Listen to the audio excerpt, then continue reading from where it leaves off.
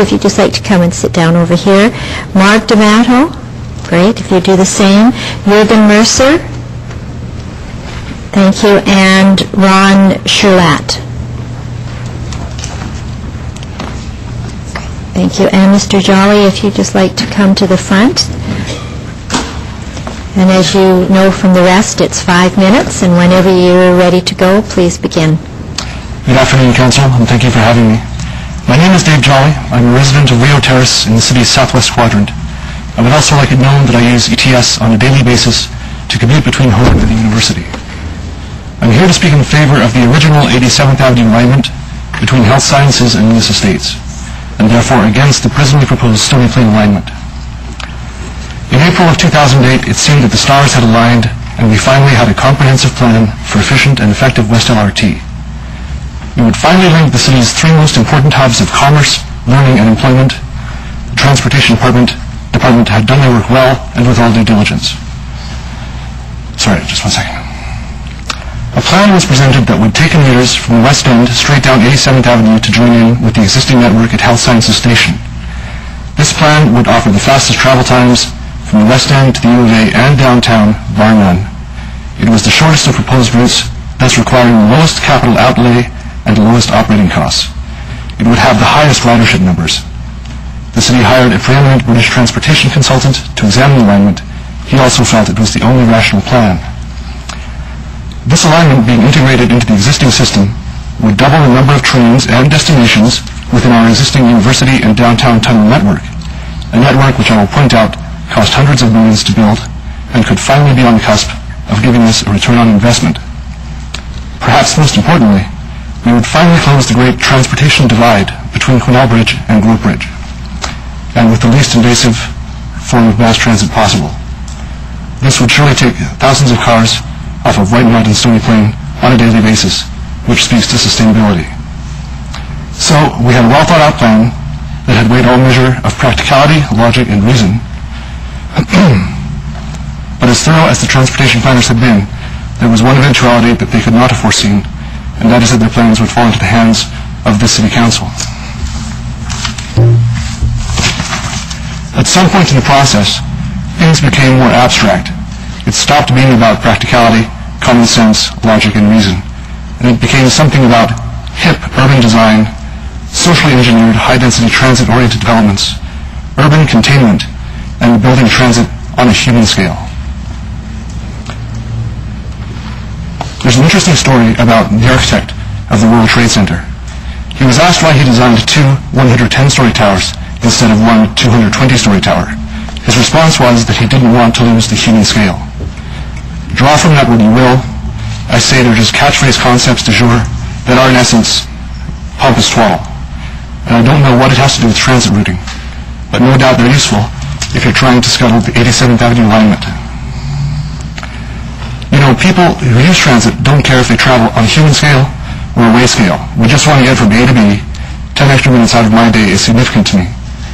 This speaks further to the issue of sustainability. Bob Boudelier recently stated that it wasn't such a bad thing to run train tracks down the middle of Stony Plain Road, our major east-west traffic corridor.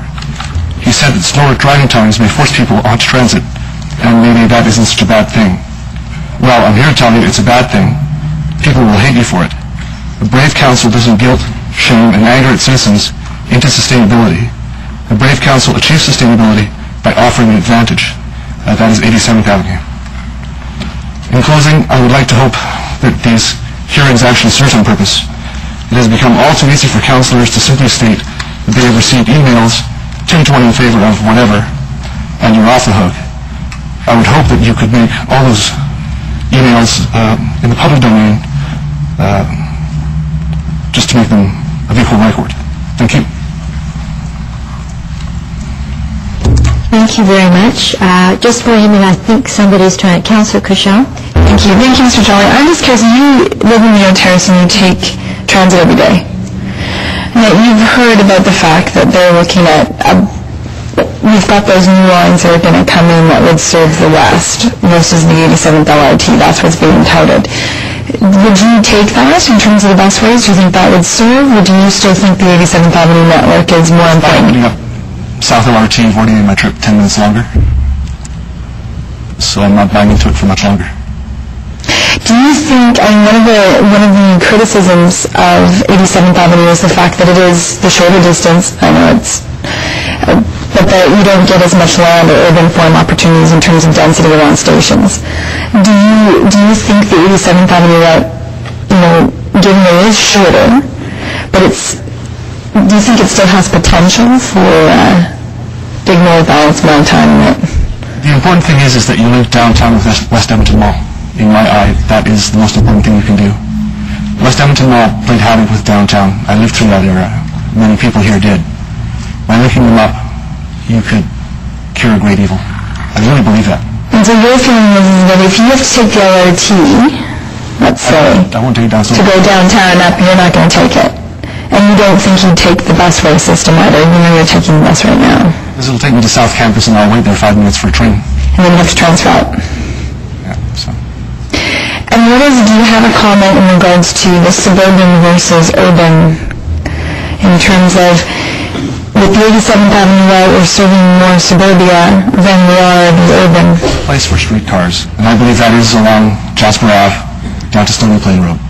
Honestly and truly, I don't think it's the waiting route to the West End. To get people from Lewis Estates to downtown and Union Way fast, it just won't work. So then would you see 87th Avenue, in your opinion, being the first route and then Stony Plain as a potential secondary route? Okay. Thank you very much for your time. Don't leave for a moment. Councillor Sloan has some questions. Councillor Sir, I just want to acknowledge, first of all, as a former employee at the University Hospital, and then as a student of the University of Alberta, I too have made either that route by bus or by car.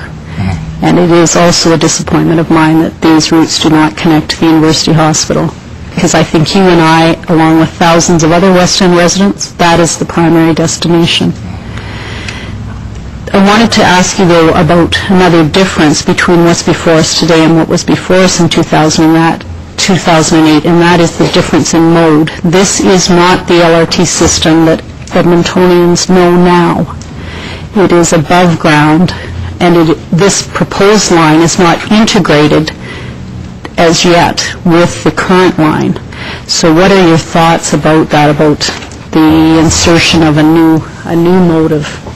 The city's having trouble running the LRT it's got. Don't add a second element of complexity by adding a new system. Really. In all honesty, I think you've got the university and downtown tunnel network that we've paid hundreds of millions of dollars to build. There's no reason why the West LRT can't go through that as well. The other thing that isn't probably sufficiently discussed is that this would be new infrastructure. It's new types of trains, the lines that would be required to run it as an electric line, new track, etc., etc. So the costs, I think, are about the same, because the proposed line that was previously considered was $1 billion, as is this. But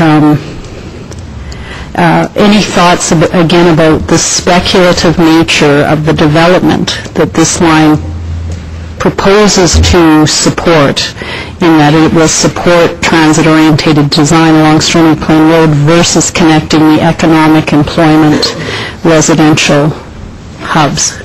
Advisedly, I can't believe that, because Century Park was conceived 10 years ago. We had every belief that it would be completed by now. And there are still just 3 small towers. The main complex hasn't even been started. 4 small towers. So I don't see it as a driver of economic development. Thank you for coming today. Sorry for the disruption. I apologize. Okay.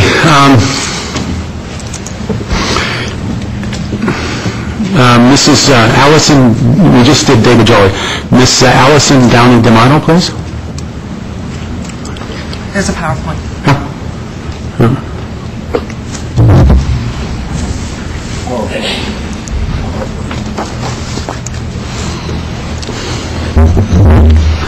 And after that is Mark D'Amato. Is he here?